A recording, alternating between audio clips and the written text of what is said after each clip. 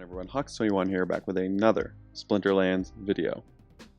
So here he is, Conqueror Jacek, the new Chaos Legion legendary fire summoner that will be airdropped once we hit 10 million packs sold. We're about 500k away, so we're inching closer, and hopefully this continues sort of the momentum we've seen in packs, and we'll get them by the end of the month, if not, sort of mid-month. So I'm going to break up sort of my talking about him in 3 parts because I have a lot to say. In this first part, I'm going to talk mostly about my general thoughts and then some of the obvious things that improve. My part 2 is going to be talking about 5 under the radar cards that I haven't really seen get talked about that I think are going to perform really, really well with Yasik. And then the third is my part 3 will be, I think there's a real, I don't want to call it a weakness, but there's a real opportunity when you're going against Yasik that you'll be able to take advantage of when you're expecting your opponent to play him. And I think that could create some opportunities to sort of take advantage of what Yasik brings to the table for your own benefit. But before we get into part 1, I am Hawks21. I cover Splinterlands on my channel almost every single day. I love this blockchain-based video game. It's borderline changed my life, and I think it could do the same for you. So if you're new here, you're in the right place. I think you'll be able to learn a lot from my channel, and if you enjoy the content, it would be awesome if you can like and subscribe. Okay, let's get into it. So, if you watched my speculation video, you wouldn't have been surprised at some of these stats. I actually did an okay job. I had said, I expected speed just from the look. I wouldn't have been surprised if it was +2, but even +1 I would have been happy with. And we did get the +2. So we got the +2 speed. He has that dagger. You can't see it here. That made me think piercing. We got piercing. The thing I got wrong was I was expecting sort of more of a half defensive through elusiveness summoner. So I was expecting flying or dodge, just sort of based on the Phoenix here. A lot of people were expecting resurrect, which I thought was an interesting take and call. But we got scattershot, which is going to be a lot of fun to put into practice. And I think it's brilliant. I think this summoner is a brilliant move by Splinterlands. And I'm going to tell you why. So, I had made a video previously basically saying that new players shouldn't expect these Chaos Legion legendary summoners to be as good as Kitty, to be as good as Jotun, to be maybe even Llama, right? Because they don't want to introduce power creep to the game. They don't want to put in OP cards that break the game and then they have to introduce new abilities and counters. They don't want to have to do that. They do a great job when they have to, and we've seen that with Jotun, right? They've put in tons of counters to Jotun. They've made new abilities that help counter Jotun. And so you're not going to, in a vacuum, you probably weren't going to see a summoners that were as good as them, but you might see counters, and Grandmaster Wraith was a good example, right? Grandmaster Wraith is a great counter to Jotun.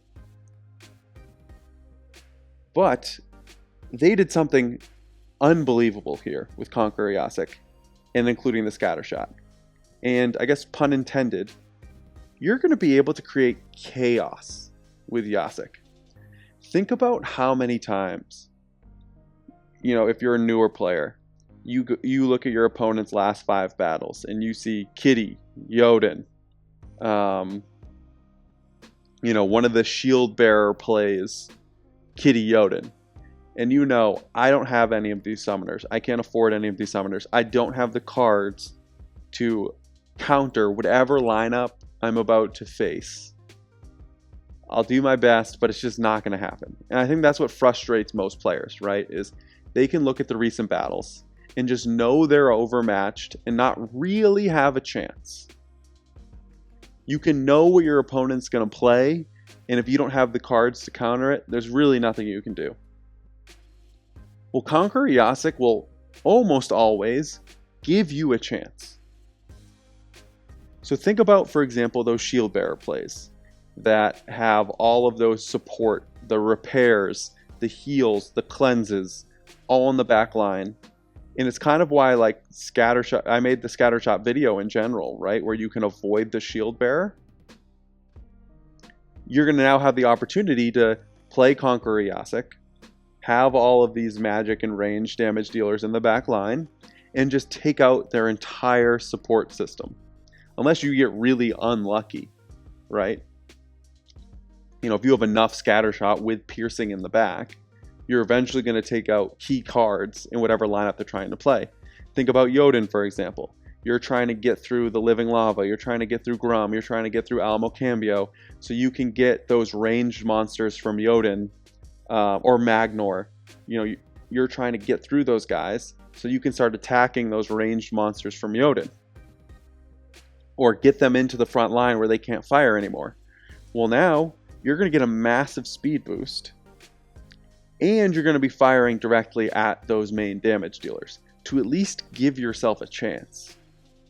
With Conqueror Jacek, you're always going to have a chance because your cards in the back line could hit that key card that holds together that meta. Think about all of the, I'm trying to think like water, for example. The Kelp Initiate is a great example. Back in the day, you used to have to play, what is the Kraken, right? And the Kelp Initiate made it so annoying to try to get through the Kraken. Or even now, the Kelp Initiate with Wave Brood. Kelp Initiate is cleansing the major tank in the front that's doing a bunch of damage and keeping him alive, and then also triaging in the back line on the Wave Brood. Now, you play this Scattershot, and 3 guys happen to fire at the Kelp Initiate, and you wipe out one of their main guys that's holding the strategy together. So that's what I think is so brilliant about including Scattershot in a summoner like this and giving them speed, right? It says your guys are going to be able to fire before your opponents, and you might be able to take out a key card or maybe 2 in their back line, sort of avoiding where they want you to fire. Because I talk about that a lot. Like if you can control, or if you know where your opponent has to fire, that's what makes taunt so powerful. That's what makes the Fog of War rule set, where there's no snipe and no sneak, so powerful. You know where your opponent's going to go. You know where they most likely have to fire. There's some counters to that. It's why it's pretty easy to counter like Super Sneak if your opponent does decide to do that. If you know there's a bunch of melee in the back, you can set up a bunch of counters to that. Well, you have no idea what's going to happen, right? Even when you play Conqueror Jacek, you don't really know what's going to happen. So it's pretty hard to prepare to go up against him. So if you're feeling overmatched, you can put out a Conqueror Jacek lineup that's going to be fast, that's going to do a ton of damage, and just see what happens. And that's what I think is so brilliant. It's going to give newer players who have somewhat valid complaints, right? That, you know, they can't afford these strategies, therefore they can't beat these strategies. Somewhat valid. You're going to give them a fighting chance. And that's what I love about this card. By itself, it isn't OP, but in any specific battle, it could work out where it's super OP. And it doesn't matter what your strategy is on the other side. If you get 4 attacks in a row from backline monsters with Yasik that are super fast, have piercing, and hit the right targets, your strategy could be completely thrown out the window. So huge applause to the Splinterlands team on this card. And if, you know, whoever helped create this, I think this was a brilliant summer to put out. And I think it's going to help a lot of the newer players be able to compete at a much higher rate with cards that are quote unquote better than Conqueror Jacek, sort of in a vacuum. So let's quickly touch on who benefits. And right now we're just going to sort of hit the obvious ones. And there's a couple categories of cards I want to talk about. So right here on Peak Monsters, I have fire and neutral cards up already. And first thing I want to talk about is, and this is the obvious one, everyone's talking about this, any monster with Blast. So these cards often got overlooked because of Eodin, who gave you Blast. So the Blast was sort of a obsolete, you know, it wasn't additive, right? But now it is. Because with Scattershot and Pierce, these guys are going to be firing to the back line and being able to have Blast. So Fire Elemental we saw shoot up in price. This card was overlooked for a really long time because, again, its main ability here that you get right away is Blast. People still played it with Eodin because it was pretty fast, and you get the additional archery, but you know, it wasn't one of those key Eodin cards. But now, you know, it's going to be extremely fast with the +2 from Yasik, and the Blast is going to be hitting the back line and going everywhere. Still somewhat, you know, it didn't fire up that much, but it definitely increased. Pyromancer went insane, and did the Pyromaniac, but the Pyromancer in general, you could get this card max level for like $1.30 BCX before this came out. Same thing, its main ability is Blast, but now it's also slow, right? And a cool thing about this card is if you want to buy him, you don't have to get him to 46 if you're playing at the highest levels, because it gets the piercing, and these abilities are the same. If you're only going to play Yasik, or I guess in my case, right, my 2 fire summoners are going to be Kid Yuff and Yasik, and these stats are the same as these, except this gets piercing. Both of my summoners are going to give the Pyromancer piercing. So unless it's the back to basics rule set where they don't have any of their abilities, you know, even actually no, it's the silent summoners. So if I get to level 5 and there's a silent summoner, I'll miss out on the piercing. That's only the one rule case and rule set in which that'll happen. Like, I don't need to level this card all the way up. And then the Pyromaniac, assuming that Scattershot will take precedence over Sneak, which I am, this card's going to be insane. 4 damage, 5 speed's going to become 7 speed, with the Scattershot just tossing damage everywhere. And then Countess Sinash, who we're also going to talk about in a second in a different variety. Again, assuming that Scattershot takes precedence over Opportunity, you might say, well, it's already Opportunity, so it's firing to the back line a lot, and you're getting the sort of combo blast damage already. And again, only gets blast at the highest levels, so it's a little bit different. Well, if Scattershot takes precedence over Opportunity, the problem with Opportunity is if someone brings a Shield Bearer or a Taunt monster, Countess has to fire at the Taunt monster. The Taunt takes precedence over the Opportunity. So that's why if Scattershot takes precedence over Opportunity, Countess will get a bit of a boost from sort of the attack variety, because it'll be able to avoid the Shield Bearer and avoid other Taunt monsters, and still sort of have the same speed and all of that stuff. So that brings me to the second general cards I like with this. Anything that alters speed. So Supply Runner in silver, speed. Flame Monkey, I think is only diamond. Yeah, diamond and champion, speed. Countess gets swiftness at silver. So this is interesting. Look at this, right? At silver, you could roll out Yasik for +2 speed. Countess, Supply Runner, +4 speed.